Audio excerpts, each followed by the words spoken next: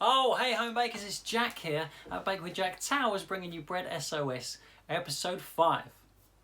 5? Or 6? Today's question is another sourdough question that comes in from Carmen in Singapore. Hi Carmen. Carmen says, I've watched your 101 sourdough bread making demo. The stretching and folding method is really detailed and useful.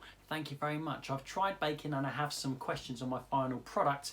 The bread feels very dense and gummy. I'm from Singapore and the temperature here is around 27 to 30 degrees. Same question in a different way, slightly different way from Eric from Texas, who describes his bread as still a little too moist inside. Not rubbery, but something. Not sure how to explain it. Over moistness, perhaps. I think I know what it is that you mean, and some of you out there may have experienced this too. You might describe it as gummy or tacky or doughy or sticky or damp or over moist or damp. Gross. One possible reason could be as simple as your loaf is under baked. In that case, just bake it for a little bit longer next time and see if that works. But I feel like the answer here is different because of the temperature of your room, because of the language you've used. I feel like it might have just fermented a little bit longer than you would have liked. It's fermented past the point of your particular taste, and the reason I put it that way is because for some, that tacky crumb texture is the holy grail of fermentation. For some, that's fermentation perfection, but if you don't like it, then that's completely pointless, isn't it? So let me tell you what happens here. Now, I did a video in the past on this over fermentation, and it's number 116, by the way, and this is where I refer people to normally. Straight away, if people got a problem that I think is over fermentation, I send you straight to that video, but that's an extreme example of over fermentation. If you're doing my recipe in video 101, my standard go-to sourdough bread recipe, chances are you are never going to get that over fermented unless you did something properly wrong. I fermented that dough too much on purpose just so I could show you. I had to do it that way because it needed to over ferment in a warm place overnight so it was ready for me in the morning. If I woke up in the morning and it wasn't fermented too much, I wouldn't have been able to bring you that video that week, and so I went a little bit OTT in order to illustrate my point in that video. Consider that disaster dough to be at the most extreme end of the over fermentation scale, meaning there are many levels of over fermentation along the way before you get there that will cause you problems of varying severity. So let's jump on the over fermentation train and let the first stop be stickiness. Sourdough dough is quite sticky anyway, and that's just the nature of it. But as fermentation, over fermentation kicks in, things become stickier, even stickier still, and sometimes even too sticky. At this point, your dough becomes a little bit difficult to manage. You might have a tricky time shaping it up, but the bread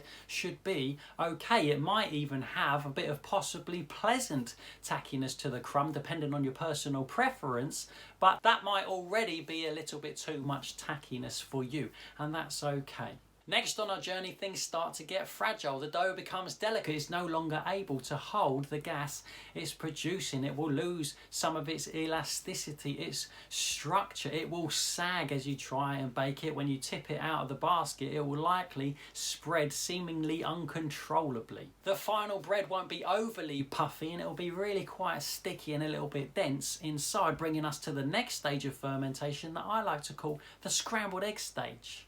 The structure is beginning to break down as the dough digests itself, and as you tip it out of the bowl for your final shape, it will resemble lumpy, shiny, undercooked scrambled eggs. It's a mousse, if you will. It has some air inside, but it no longer has the strength to be able to hold on to that air, and as you try and shape it up, there's no elasticity here, there's no structure to be built, it's just not happening. Any evidence of elasticity that was there has now abandoned you, and you're left with an untamable jelly mess. And if there's any way that you could have baked that untamable jelly mess, it will probably result in a bread that's really, really dense, doughy, sticky, tacky, no bubbles, gross. And the final stop on the over fermentation train is exactly what you saw in video number 116, complete and utter paste. Unsavable, unsalvageable, stinking, alcoholic, acidic liquid dough. So, Carmen and Eric, the problem I see for you is over fermentation at the earlier part of our journey when problems arise but a little bit more subtle. The solution, and especially if you're living somewhere warmer, is to reduce that overall fermentation time. And what I mean by that is the time between when you mix your dough to when it hits the fridge. That time, just squash it down a little bit and reduce that overall time. I'm very conscious of making videos like this because I don't expect you to diagnose your dough at a particular point in your sourdough process and deliberate over whether it is an acceptable level of sticky or not. I'm not expecting you to stroke your chin and think to yourself, is this over fermentation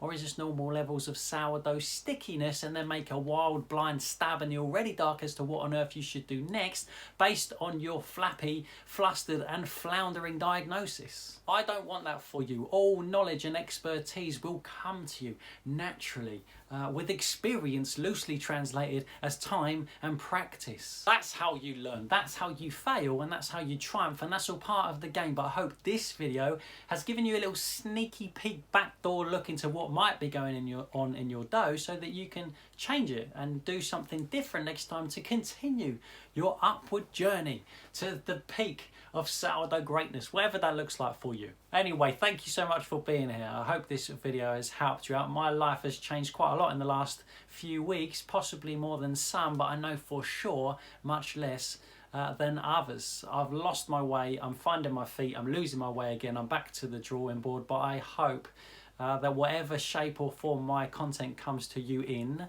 there's still some value there and continues to be. So listen, if you're having bread making problems at home, send them to me at breadsos@bakewithjack.co.uk. Include your name, include your location, your problem, your recipe if it's easy for you, and keep it short, yeah?